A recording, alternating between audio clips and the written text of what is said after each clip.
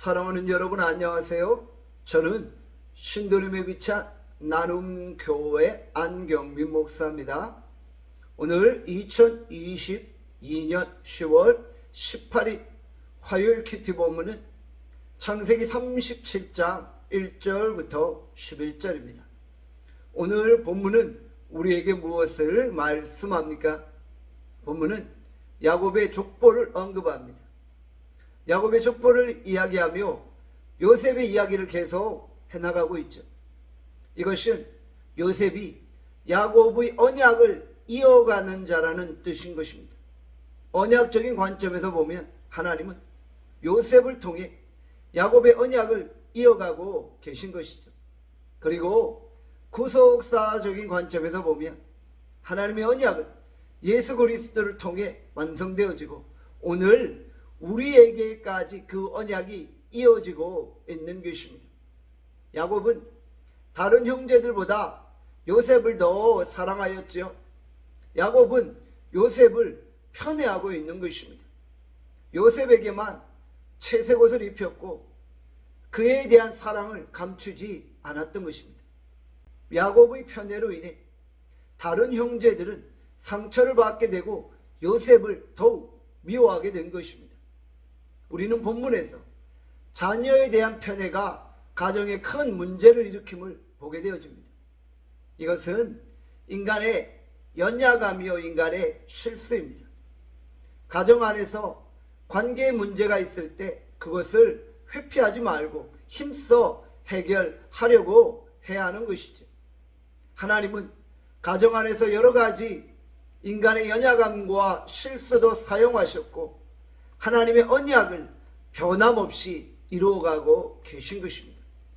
요셉은 정말 드라마틱한 삶을 살았던 꿈의 사람입니다.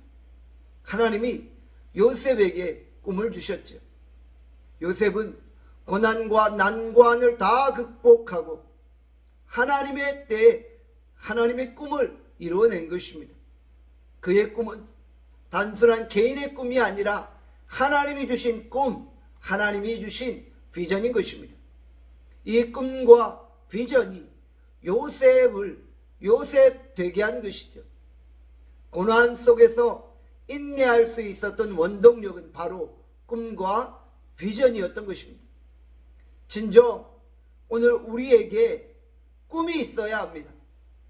진정 꿈이 있을 때 우리는 그 꿈을 품고 어떤 난관도 어떤 어려움도 다 극복해낼 수 있는 것이죠. 진정 분명한 꿈은 우리의 인생을 바꾸게 만드는 것입니다.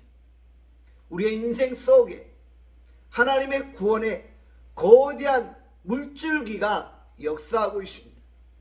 하나님은 오늘도 우리에게 하나님의 거룩한 꿈을 품게 하시고 그 꿈을 하나하나 이루도록 역사하여 주시는 것입니다. 하나님이 우리의 인생에 큰 그림을 그리시고 그 그림을 하나하나 완성해 가심을 믿고 고백합시다. 우리가 오늘도 하나님의 거룩한 역사를 기대하며 그 꿈을 품고 살아갈 수 있기를 바랍니다. 기도하겠습니다. 하나님 아버지, 진정 우리가 하나님의 거룩한 꿈을 꾸고 나아갑니다. 하나님의 거룩한 비전을 품고 나아갑니다. 오늘도 주께서 우리와 함께 하시고 하나님의 거룩한 꿈을 우리를 통해 성취케 하여 주시옵소서. 오늘 하루 우리를 축복하여 주시기를 간절히 서원하고 예수 그리스도의 이름으로 기도합니다. 아멘. 내일 뵙겠습니다.